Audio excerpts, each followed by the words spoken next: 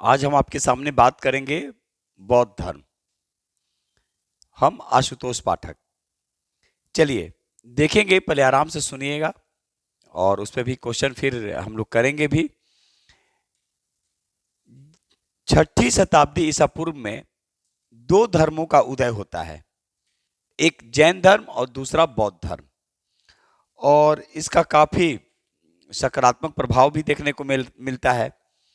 तो उसी संदर्भ में आज हम लोग बात करेंगे बौद्ध धर्म के बारे में।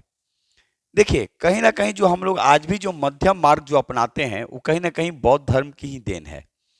आज पूरा विश्व देख लीजिए शांति के लिए प्रयासरत है कि शांति मिले, लोग भाग रहे हैं। तो कहीं ना कहीं यहाँ पर बुद्ध काफी आज भी वर्तमान समय में काफी सक्रिय हो चुके हैं। तो इसीलिए कहा जाता है कि कोई रहे या न रहे, पद तो समाप्त हो जाता है, व्यक्तित्व समाप्त नहीं होता है।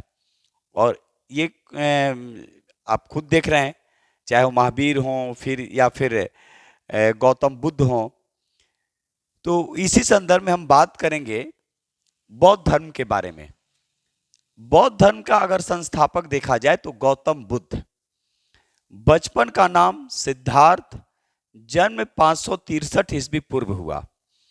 जन्म स्थान अगर पूछा जाएगा तो लुम्बिनी नेपाल, यानी लुम्बिनी के नेपाल में इनका जन्म 563 ईस्वी पूर्व 563 ईस्वी पूर्व हुआ। शाक्य कुल में ये जन्म लिए थे। अगर कुल पूछा जाएगा कि किस कुल में जन्म लिए, तो ये शाक्य कुल में जन्म लिए थे। पिता का नाम सुदोधन, माता का नाम माया देवी, लेकिन जन्म के कहा जाता है कि 7वें दिन इनकी मृत्यु हो जाती है। तो सिद्धार्थ जो बचपन का नाम था, तो इनका लालन पालन जो करती हैं, याद रखिएगा, लालन पालन कौन करता है? तो इनकी सौतेली मां गौतमी, जो बाद में प्रथम इनकी फॉलोवर भी बनती है, यानी अनुयायी भी बनती हैं, याद रखिएगा। तो लालन पालन कौन करती हैं? गौतमी। पत्नी का नाम यशोधरा, याद रखिएगा। और इससे इनको एक पुत्र की प्राप्ति होती है और उस पुत्र का नाम था राहुल। यह काफी इंपॉर्टेंट क्वेश्चन है। त्रिरत्न बुद्ध धम्म और संघ। तो यहां पे बुद्ध का अर्थ क्या हुआ? तो यहां पे बुद्ध का अर्थ होता है ज्ञान, याद रखिएगा। अब यहां पे धम्म जो था, याद रखिएगा, तो धम्म क्या होता है? नैतिक आचरण, याद रखिएगा। धम्म का मतलब नैतिक आचरण, धम्म का मतलब नैतिक आचरण।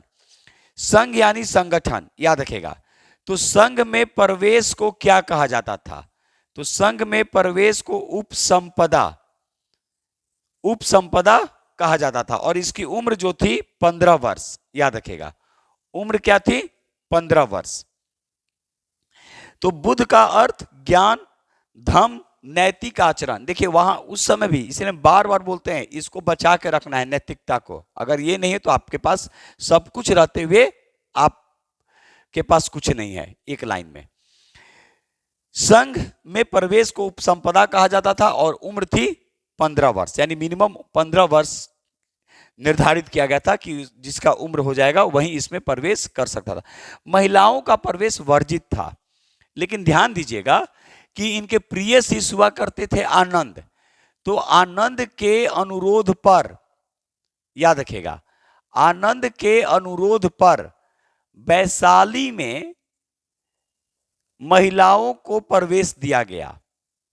यानी महिलाओं को जो प्रवेश जो देने की जो बात थी, ठीक है, पहले नहीं थी बौद्ध धर्म में, लेकिन इनके प्रिय शिष्य हुआ करते थे आनंद। तो आनंद के अनुरोध पर ही वैशाली में महिलाओं को प्रवेश दिया गया। ऐसा कहा जाता है कि बुद्ध का लालन पालन जो हुआ एक राजकुमार की तरह हुआ। बाहर कभी निकले नहीं, लेकिन जब बाहर निकलते हैं तो 4 दृश्य देखते हैं, आप सभी को मालूम है। उसके बाद इनके मन में अब हो जाता है कि नहीं, मुझे ज्ञान की खोज में आगे बढ़ना होगा। ठीक है, और इसीलिए देखिए ऐसा नहीं है कि ये पत्नी को छोड़ के चल दिए, पुत्र को छोड़ के चल दिए। अगर जाते उनसे आदेश लेते तो ऐसा हो सकता था कि कहीं ना कहीं मोह माया में फंस जाते।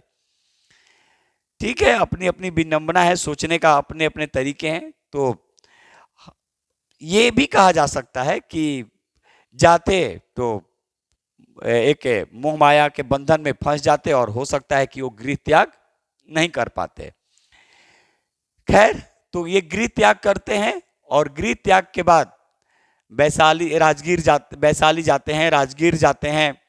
वहां से फिर ये बोध गया की ओर प्रस्थान करते हैं और निरंजना नदी के तट पर इनको ज्ञान की प्राप्ति होती है।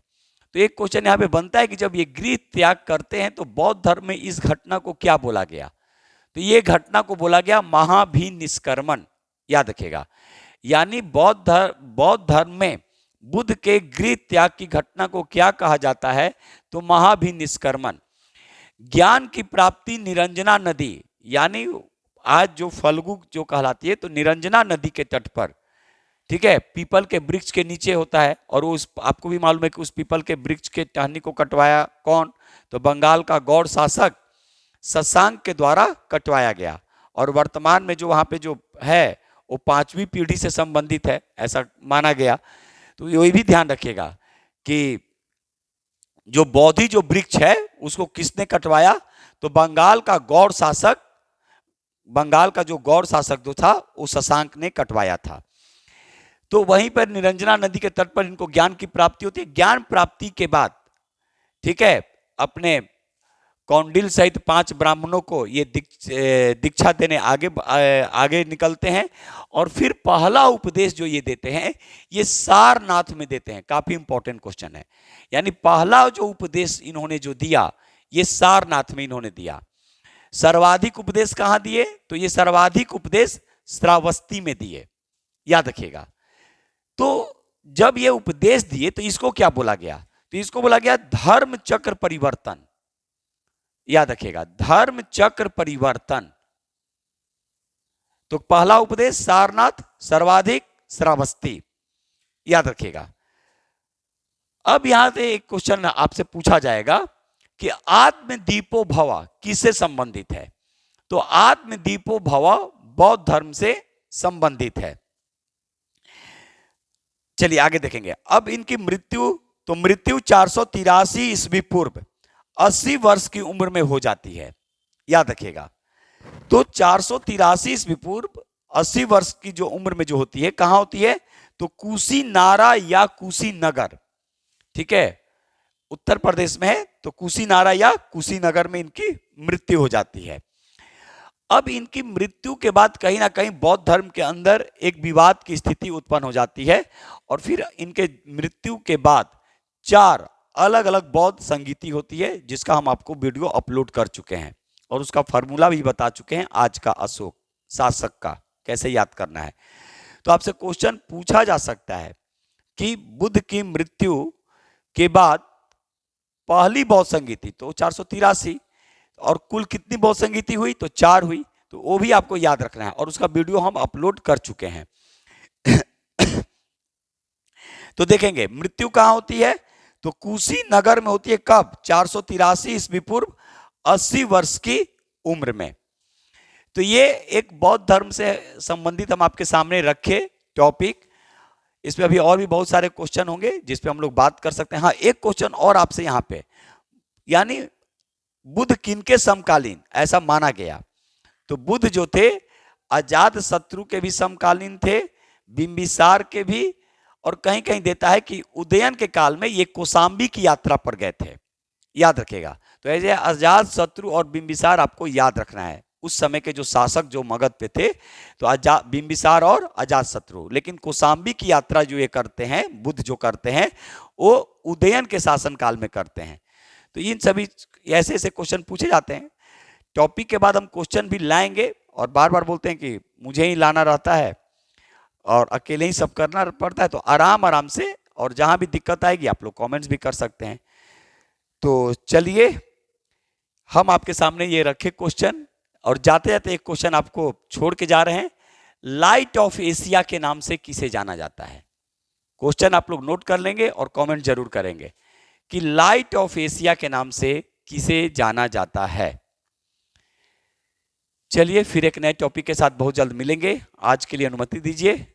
नमस्कार।